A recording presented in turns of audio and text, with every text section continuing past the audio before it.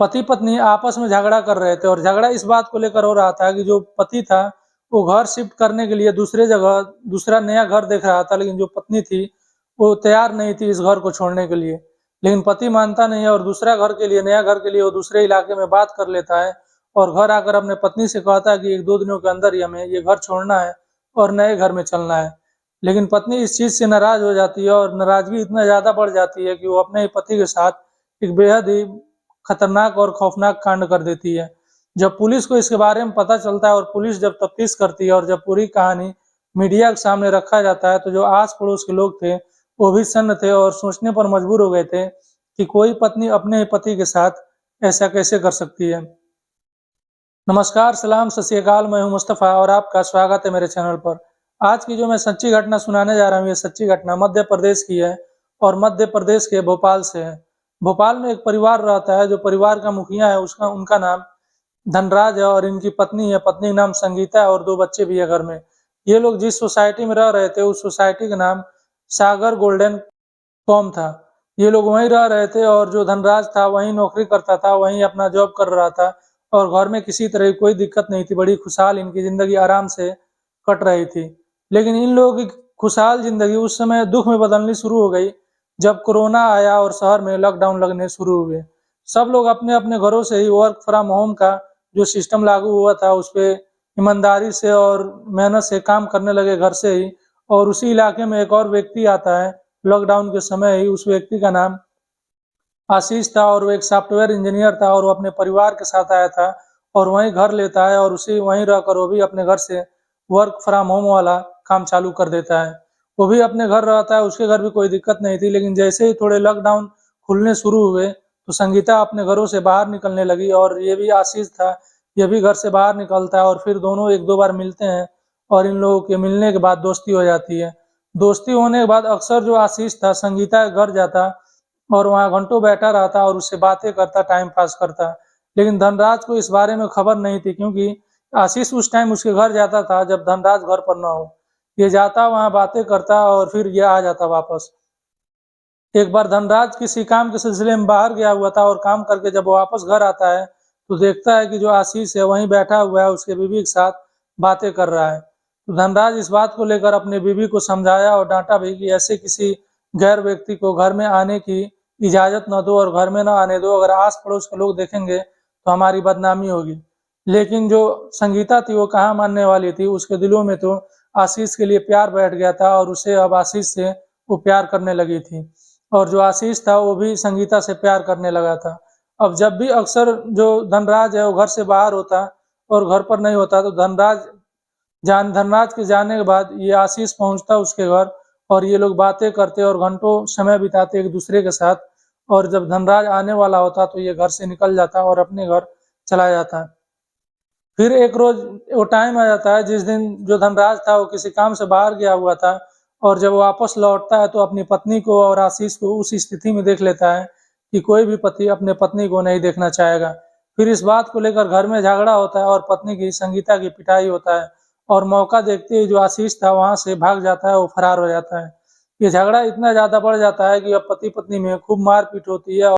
जो पति था ये अलग इलाकों में दूसरे जगह इस बात को लेकर कि अब आस पड़ोस के लोग अगर जानेंगे देखेंगे तो हमारी बदनामी होगी और दूसरे इलाके में मकान देखना शुरू कर देता है। लेकिन जो पत्नी थी वो मना कर रही थी और कह रही थी कि हम यहीं रहेंगे, लेकिन पति मानता नहीं है और एक दूसरे इलाके में जाता है, एक मकान के लिए बात कर लेता है। वहाँ बात करने के बाद ये अपने घर आता है और अपने पत्नी से बताता है कि मैंने एक दूसरे इलाके में नया घर देख लिया है और अब सामान पैक करना तुम शुरू कर दो और 1-2 दिन के अंदर ही हम लोग वहाँ शिफ्ट हो जाएंगे। लेकिन पत्नी मना करती है और कहती है कि नहीं, हम लोग यहीं रहेंगे, वहाँ नहीं जाएंगे। लेकिन पति भी अपने बातों पर अड़ा हुआ था और वो भी नहीं मान रहा था। फिर पत्नी इस बात का जिक्र अपने प्रेमी यानी कि आशीष से करती है और कहती है कि जो मेरा पति है धनराज वो अब नया घर देख लिया है और वहाँ शिफ्ट करने के लिए कह रहा है। अब कुछ ऐसा किया जाए जिससे कि हम लोग नए घर में ना जा सके और यहीं रुक जाए। फिर ये दोनों मिलकर एक बेहद ही खौफनाक प्लान बनाते हैं और प्लान के तहत ही जो आशीष था वो कुछ नींद की गोलियां ले आकर संगीता को दे देता है।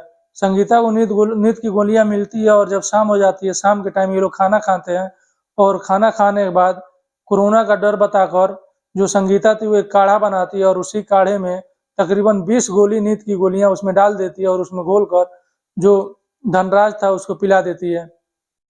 धनराज नींद की गोलियां पीते ही वो उसको नींद लगने लगता है और गहरी नींद में सो जाता है। फिर उसके सोने के बाद जो संगीता थी वो अपने प्रेमी आशीष को फोन करती है और उसको बुलाती है, और जो आशीष था वो अपने घर कहता है, अपने पत्नी से कहता है कि आज जा रहा है, वो नाइट ड्यूटी में काम करना है उसको, आज उसका नाइट ड्यूटी है।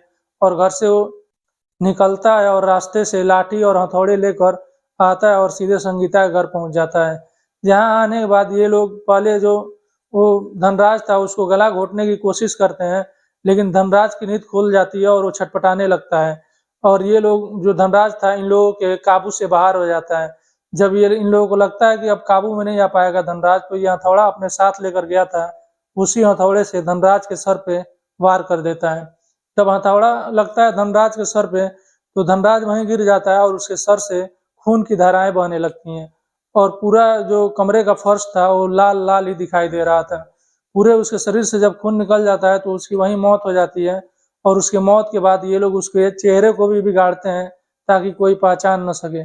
चेहरे पर मरने के बाद भी हथौड़े से वार किया जाता है, उसके चेहरे का चमड़े नोचे जाते हैं, और फिर उसके बाद से इसके लाश को एक कंबल में लपेट कर वहीं एक कोने में साइड में रख दिया जाता है।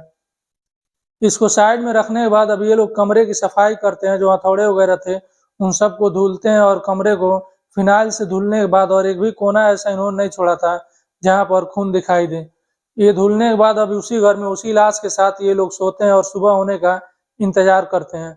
जब सुबह होता है और तकरीबन 8 बज जाता है, तो जो आशीष था ये अपनी गाड़ी के साथ आया हुआ था, और जहाँ उसने गाड़ी लगाया था वहाँ एक सीसीटीवी कैमरा भी था, लेकिन उस कैमरे को इसने खराब कर दिया था पहले ही।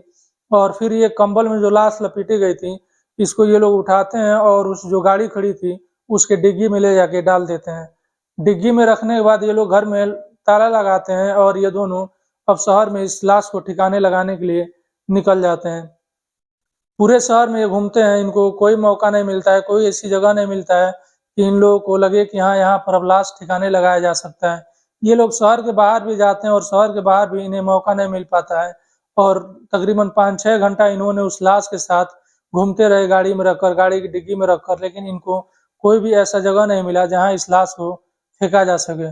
फिर ये लोग घर आते हैं, और घर आने के बाद अब ये लोग सोचते हैं कि आखिर जो ये लाश है इसको कैसे ठिकाने लगाया जाए और कैसे इसको कहाँ इसको फेंका जाए।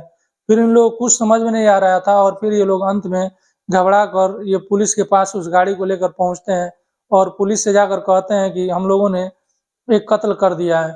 पुलिस इस बात को नहीं मानती है, उसे मजाक लगता है पुलिस को, और पुलिस ये सोचती है कि हो सकता है ये लोग परेशान करने के लिए आ गए हों।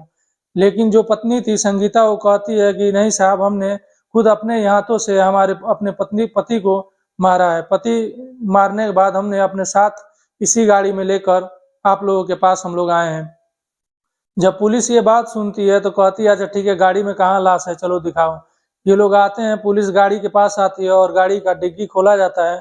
डिग्गी खोलने के बाद जो पुलिस देखती है दंग रह जाती है और हैरान रह जाती है, क्योंकि जो कंबल था वो खून से पूरा लाल हो चुका था। और फिर जो उस कंबल को बाहर निकाला जाता है, और कंबल को निकालने के बाद वो पुलिस वहां देखती है तो सच में एक उस कंबल में एक लाश को लपेटा गया था। पुलिस उस लाश को अपने कब्जे में लेती है, और कब्जे में लेने के बाद इसको पोस्टमार्टम के लिए भेज दिया जाता है। इधर पूछताछ में ये लोग यही सब बातें बताए थे जो मैंने अभी आपको पहले कहानी में सुनाया है। ये लाश का जब पोस्टमार्टम रिपोर्ट आता है तो पोस्टमार्टम रिपोर्ट में ये खुलासा होता है कि इन्होंने जो बातें बताई थी वो सही थी, और इन लोगों ने उसको पहले गला घोटने की कोशिश की थी, और गला घोटने की वजह से नहीं मर पाया तो इन लोगों ने उसके सर पे हथौड़े से वार किया, और काफी ज्यादा खून निकल जाने की वजह से इसकी मौत हुई है। और इसको मारने से पहले इन लोगों ने नींद की गोलियां दी हैं। फिर ये जो महिला थी, जो संगीता थी, ये बताती है कि साहब हम लोग अगर इसे नहीं मारते तो ये हमें मार देता, और ये हमेशा धमकाता था और कहता था कि तुम लोगों को मैं जहन्नम में भेजूंगा और बहुत जल्द ही मारने वाला हूँ। इस वजह से हम लोग घबरा गए थे और डर गए थे, इसको मार दिया। और फिर पुलिस इन दोनों को गिरफ्तार करती है, हिरासत में लेती है और जेल में बंद कर देती है। ये लोग अभी जेल में ही है, और अब कोर्ट में ये केस गया है, और अब आने वाले समय में पता रहेगा कि इनके खिलाफ क्या सजा होती है। वैसे तो अब इनकी पूरी जिंदगी जेल में ही कटने वाली है। पुलिस इनके बताए अनुसार जो हथौड़े थे, जो लाठी थे, वो भी अपने कब्जे में ले लिए और जो कार था वो भी अपने कब्जे में लिया और लैब के कुछ टीम को बुलाया गया। उसमें से कुछ सैंपल उठाया गया कि जो आगे चल के सबूत के तौर पर काम आए। तो ये थी आज की कहानी, जिसमें एक पत्नी अपने ही पति को सिर्फ अपने प्रेमी के लिए, और वो रूम बदलने पर की जिद पर था और पत्नी नहीं चाहती थी कि रूम बदले और वो यहीं रहे ताकि अपने प्रेमी से मिल सके। इस बात के लिए अपने ही पति को मौत के घाट उतार दिया।